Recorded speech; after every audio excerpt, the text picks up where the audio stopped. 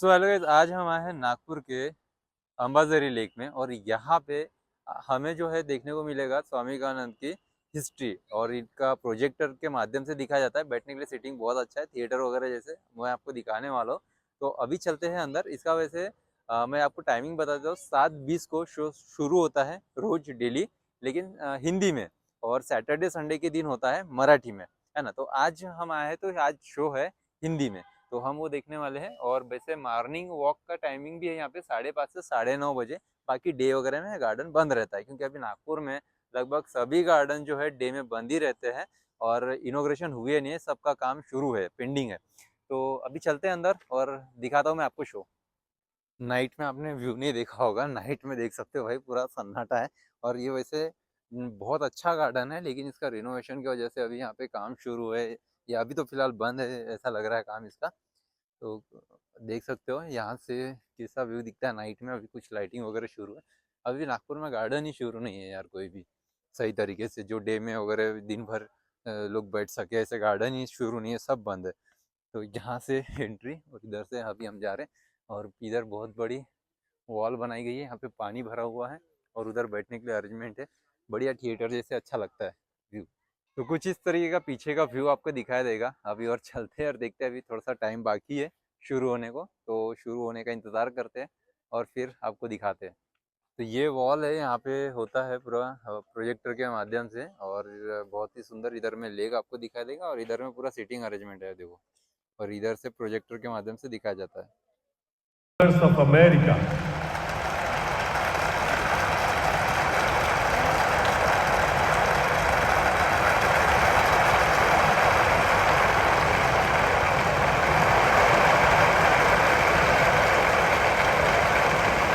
It fills my heart with joy unspeakable to rise in response to the warm and cordial welcome which you have given us.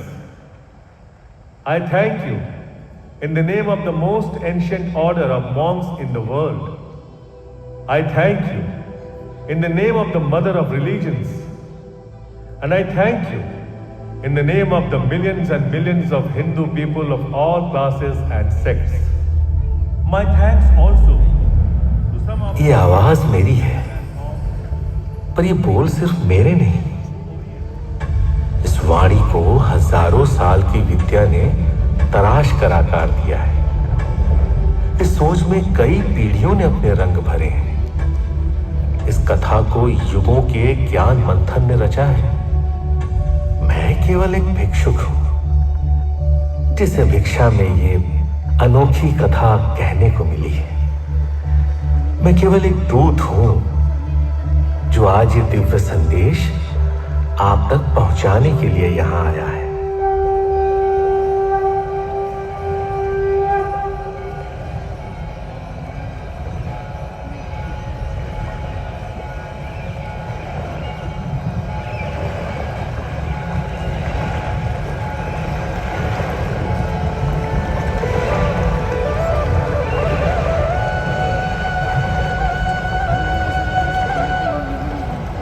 मेरी इस कथा का प्रारंभ मेरे जन्म से पहले हुआ, जब मेरी मां भुवनेश्वरी देवी ने काशी विश्वनाथ से एक पुत्र का दान मांगा। या शायद यह कथा उस वरदान से भी पहले की है।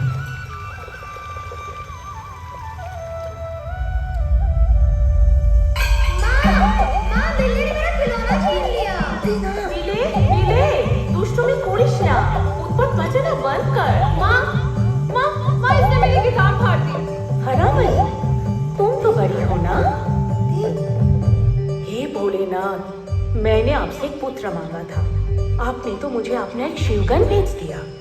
स्वर्णमयी मेरे जीवन भाग्य को सबसे पहले मेरी मां ने आकार दिया। अपनी व्याकुल प्रवृत्ति के कारण मैंने अपनी मां और बहनों को बहुत सताया, पर उन्होंने मेरी चंचलता को बड़े ही धैर्य से संभाला। इस स्नेह और संयम के लिए मैं हमेशा उनका आभारी हूं। मैं एक क्षण के लिए भी शांत नहीं रह पाता था।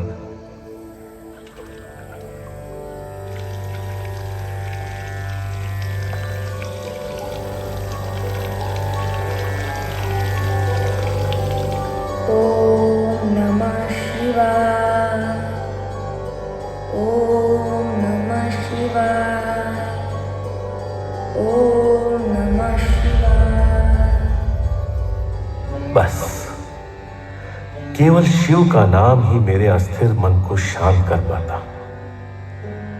ये बात मेरी मां समझती थी और उन्होंने ही मेरी उत्तेजना को एक दिशा दी। जीवन को जानने, समझने और इसके आध्यात्मिक अर्थ को खोजने की दिशा। माँ, ईश्वर कहाँ रहते हैं?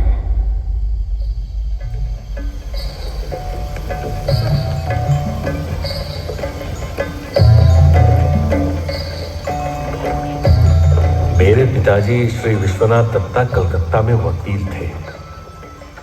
उनका काम उन्हें नए नए नगरों में ले जाना। उनके साथ मेरी सबसे सुनहरी यादें तब की हैं जब मैं उनके साथ रायपुर में था। उस समय रायपुर में कोई अच्छा विद्यालय नहीं था, तो पिताजी ने मेरी शिक्षा का दायित्व लिया और पिता के साथ साथ मेरे गुरु भी बन गए। उन्होंने मुझे सदा जिज्ञासु रहना सिखाया। वो मुझसे बार बार कहते, नरेन, सवाल पूछो और उस सवाल का उत्तर खुद ढूंढो।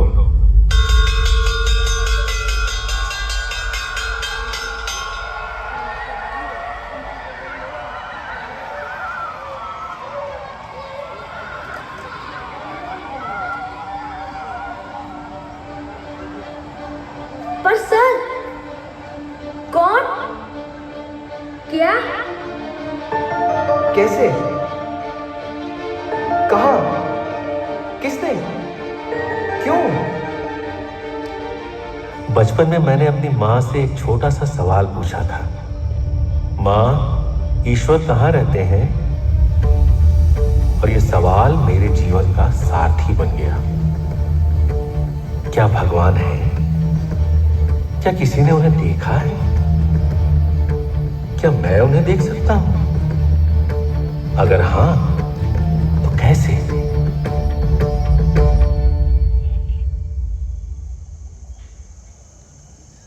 मेरी खोज मुझे ब्रह्मो समाज के द्वार तक ले गई, जहां ईश्वर को निराकार और निर्गुण माना जाता है, जहां भक्तों में कोई भेदभाव नहीं और भगवान की कोई मूर्त नहीं। ईश्वर की यह परिभाषा मेरी समझ में तो आ गई, पर फिर भी ईश्वर के अस्तित्व को लेकर मन में जो प्रश्न थे वो मुझे परेशान करते रहे। तो एक दिन मैंने ब्रह्मो समाज के मुखिया से पूछा, माशे, क्या आपने ईश्वर को देखा है? नरेन, तुम्हारी आंखें एक योगी की हैं। देवेंद्रनाथ टैगोर भी मेरे इस मायावी प्रश्न का उत्तर न दे सके। बस इस एक सवाल का जवाब मैं अपने हर अनुभव में ढूंढता रहा।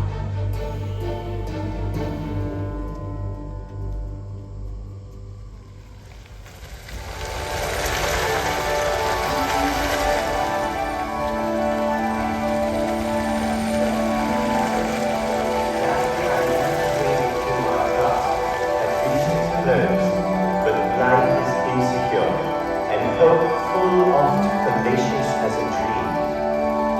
Therefore, for what is here produced, I ask thy favor, trusting that thou wilt not deem the offering, though imperfect, premature. कितनी सुंदर कविता है ये। वर्ड्सवर्थ ने जरूर इसे एक दिव्य चेतना में लिखा होगा, जब वो प्रकृति और ईश्वर तीनों एक हो गए होंगे। पर सर, क्या वर्तमान समय में कोई व्यक्ति इस अवस्था में जा सकता है? ईश्वर से एक हो सकता है? मैंने सुने है दक्षिणेश्वर में एक साधु है जो कई दिनों तक ध्यान में रहते हैं और उस अवस्था में उन्हें अपने आसपास हो रही किसी भी घटना का कोई भी एहसास नहीं होता। মনো চলো নিজ নিকেতনে, মনো চলো নিজ নিকেতনে,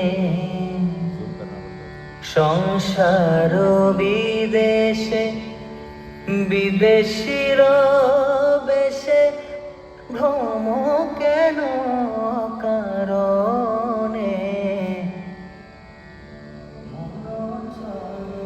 क्या यही वो थे जिसकी बात प्रोफेसर विलियम हेस्टी ने की थी? ये साधारण सा मनुष्य कैसे एक महान साधु होने का दावा कर सकता है? ये तो पाखंडी मालूम होता है। क्या ये ईश्वर से एक होने का मतलब भी समझते हैं? ये तो मुझे ही नर नारायण बुला रहे हैं। कहते हैं मैं लोगों का कष्ट दूर करूंगा, उन्हें मुक्ति दिलाऊंगा। ऐसे व्यक्ति पर मैं कैसे भरोसा कर सकता हूं? कभी कभी दूसरे लोग आपको आपसे ज्यादा पहचानते हैं, बेहतर परख सकते हैं। जो रामकृष्ण परमहंस जी ने मुझ में देखा वो मुझे नहीं दिख रहा था। जिस गुरु ने मुझे मेरे जीवन का उद्देश्य पहचानने में सहायता की, उस गुरु को मैं उस दिन पहचानने में असफल था। इधर मैं जीवन का सत्य खोजने में लगा था और उधर जीवन ने मेरे लिए कुछ और ही सोच रखा था।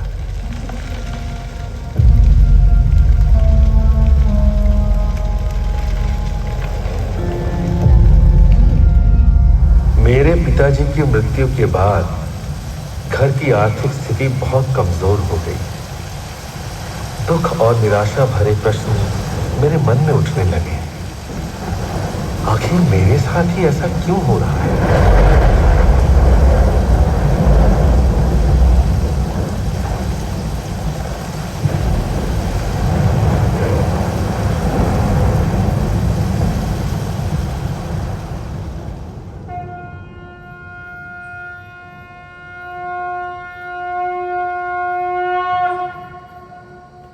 बेचैनी, निराशा, व्याकुलता के सिवा मेरे पास कुछ नहीं।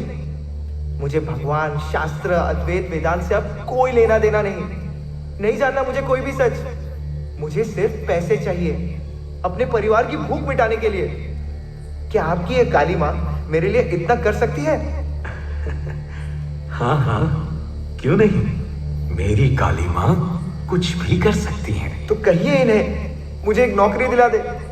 तुम खुद ही क्यों नहीं मांग लेते इनसे? यही तो है वो।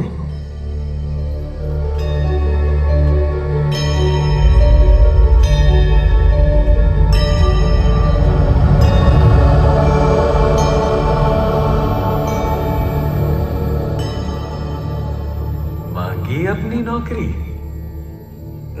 नौकरी नहीं, उनके सामने आकर मन जैसे भर भी आया और खाली भी हो गया।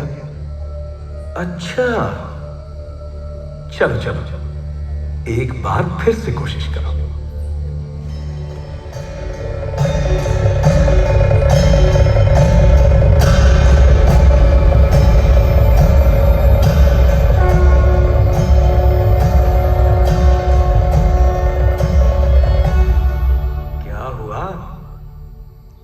मैं कुछ मांग ही नहीं पा रहा इनसे। कुछ भी नहीं? नहीं, ना धन, ना दौलत, ना संपत्ति। काली माँ के सामने आते ही मन में किसी भी दुनियावी चीज का ध्यान ही नहीं रहा। सब शांत हो गया, शून्य हो गया। बचपन से ही या तो धनवान बनने का या संत बनने का सपना देखता था। आज मुझे अपनी दिशा साफ दिखाई दे रही है। नरेंद्र, मेरे पुत्र, इतनी देर क्यों लग गई तुम्हें? ठाकुर, ठाकुर,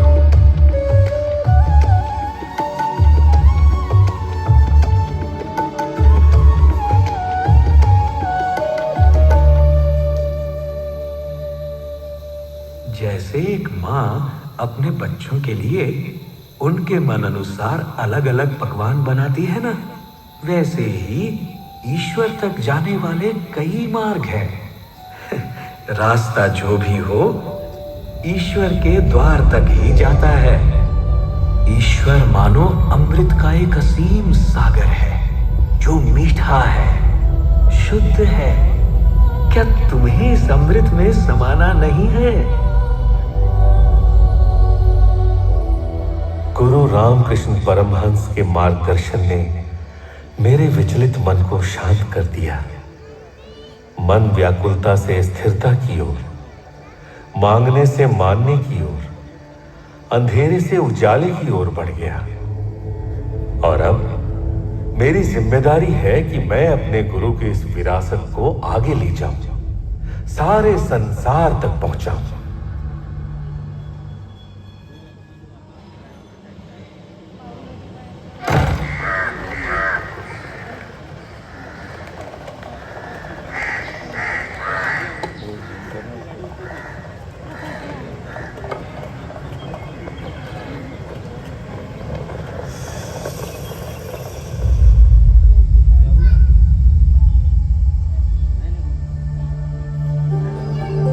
मुझे अपने भव्य भारत देश का भ्रमण करना है। इसका हर ओर देखना है, हर छोर छूना है। ऐसा करने के लिए तो मेरे पास ना कोई साधन है, ना कोई जरिया। लेकिन मेरे पास अपना विश्वास है। विश्वास अपने गुरु पर, अपने भाग्य पर। अब मेरी आस्था ही मेरा रास्ता होगा।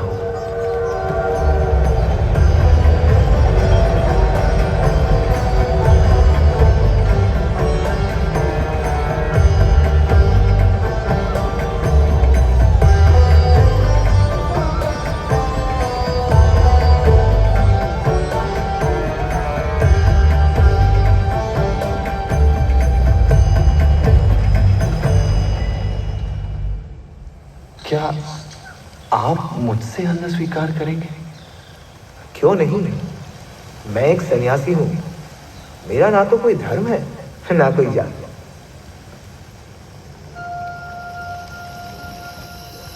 इस देश में कितनी सुंदरता, विविधता, कितनी क्षमता है, पर यह सब देश से छीन लिया जा रहा है। इस अपार शक्ति को मिटाया जा रहा है। मैं इसको फिर से उजागर कैसे कर सकता हूं? कैसे करूं अपने देश के युवाओं को प्रेरित कि वो अन्याय के विरुद्ध बिना डरे आवाज उठाए और आगे बढ़े? क्या मैं इस कार्य के लिए योग्य हूं भी या नहीं?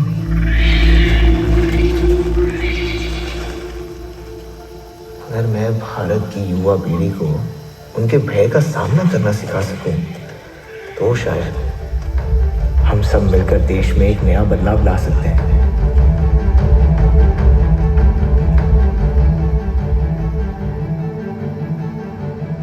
पर मैं होता कौन हूं बदलाव लाने वाला? मेरे मन में कई शंकाएं थी, लेकिन हलचल के इस धुन में मुझे अपने गुरु और मां काली का आभास हुआ।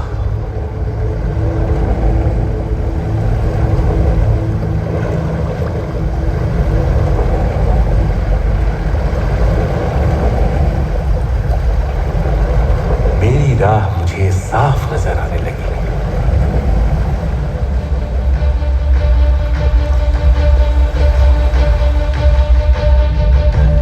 शक्ति। उपनिषदों के हर पन्ने से मुझे शक्ति पुकार रही है। कह रही है, मैं तेरे भीतर हूं, तो कुछ भी कर सकता है। खुद पर विश्वास रख। ये मत सोच कि तू निर्बल है। निर्बलता दुख है, शक्ति ही आनंद है। निर्बलता विनाश है, शक्ति ही जीवन है। निर्बलता मृत्यु है, शक्ति अमर है। अपने अधिकार के लिए लड़, साहसी बन, शक्तिमान बन। अपना भार अपने ही कंधों पर उठा और ये मान ले, अपने भविष्य का निर्माता तो खुद है। एक आदर्श उठा, अपने जीवन के नींव उस एक आदर्श पर बना। उसी को सोच, उसी का सपना। जैसे तड़कती हुई बिजली आकाश को उज्ज्वलित कर देती है, वैसे ही तू भी बाकी सब विचारों को त्याग कर अपने रगों को, अपने शरीर के हर हिस्से को उस एक आदर्श विचार से रोशन कर दे। यही सफलता का मार्ग है।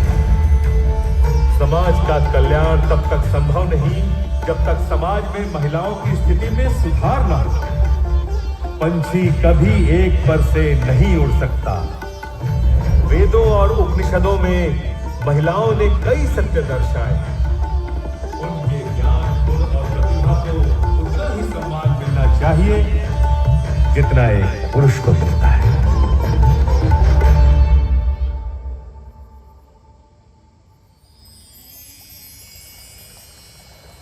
मैं खुशी खुशी युवा पीढ़ी को एकत्रित कर उनमें वो भावनाएं जगा रहा था जिसकी देश को जरूरत थी, पर नियति ने मेरे लिए कुछ और भी सोचा था। हिंदू धर्म का प्रतिनिधित्व पार्लियामेंट ऑफ रिलीजन्स में किसको करना चाहिए? हमारे सांस्कृतिक और धार्मिक ग्रंथों को दुनिया के आगे सही दृष्टिकोण से कौन रख सकता है? हमें किसी ऐसे व्यक्ति की जरूरत है जो पूरब और पश्चिम दोनों संस्कृतियों को समझता हो। हाँ, जो अपनी बातों को स्पष्ट रूप से कह सके। और कोई ऐसा जो हर टेढ़े सवालों का सीधा जवाब दे सके।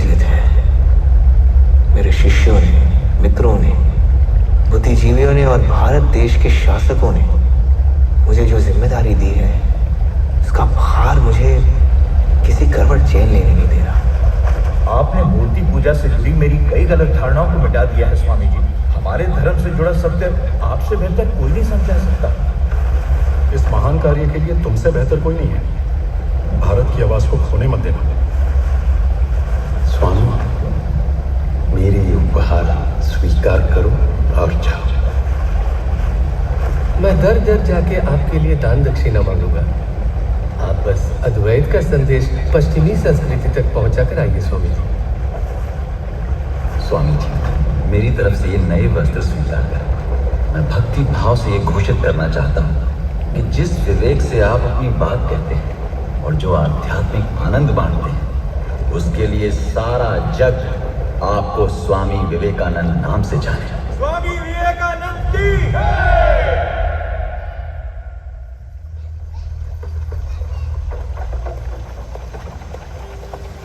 अपने जीवन के उद्देश्य पर डटे रहना कोई साधारण कार्य नहीं है। इस राह पर कदम कदम पर कठिनाइयां थी। शिकागो पहुंचते ही पता चला कि मेरा सेशन अब 3 महीने बाद होगा। शिकागो जैसे महंगे शहर में अब मेरा गुजारा कैसे होगा?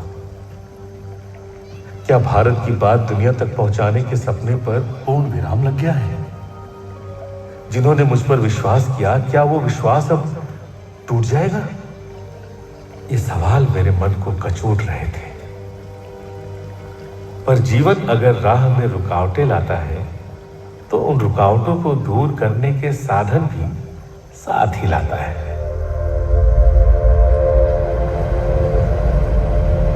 तो बॉस्टन जाने वाली ट्रेन में मेरी भेंट मिस केट सनबॉर्न से हुई, एक अजनबी महिला जिन्होंने मेरी दुविधा समझी और मुझे प्रोफेसर राइट से मिलवाया।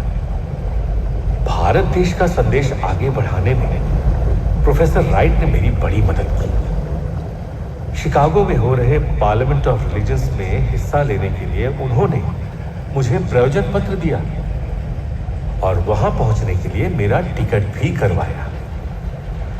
अब मुझे लगने लगा कि शायद मैं अपने देश की आशाओं को पूरा कर सकूंगा।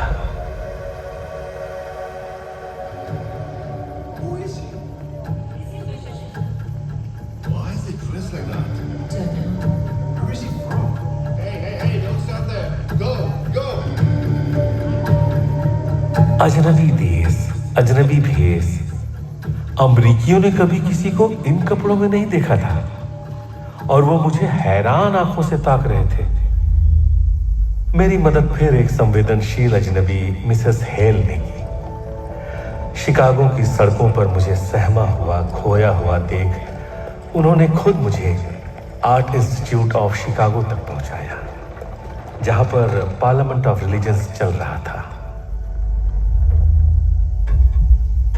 उस विशाल हॉल में बैठे मैं भिन्न भिन्न देशों से आए बुद्धिजीवियों का भाषण सुन रहा था। मैंने फिर अपने भय को उभरते महसूस किया। मेरी धड़कनें बढ़ रही थी।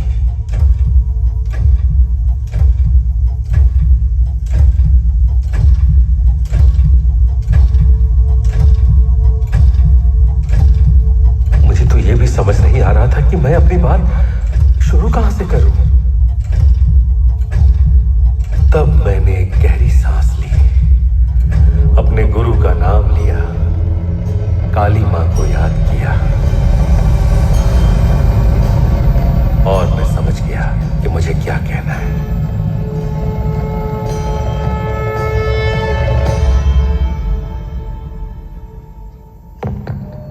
Sisters and brothers of America,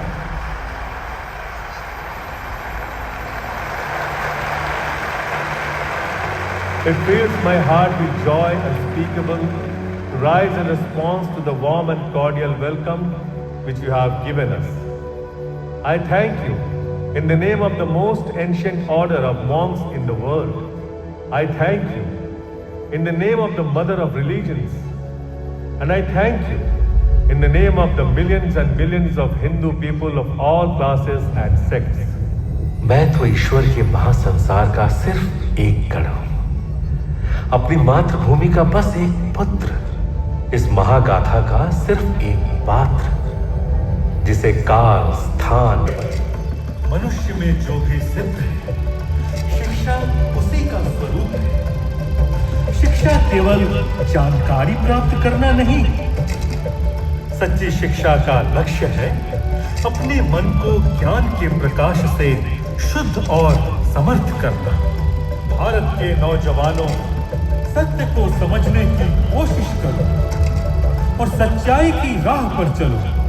हमारा लक्ष्य भले ही हमसे दूर है, पर चलो हम एक साथ जागे, एक साथ कदम बढ़ाए और तब तक न रुके जब तक हमारा लक्ष्य प्राप्त न हो जाए।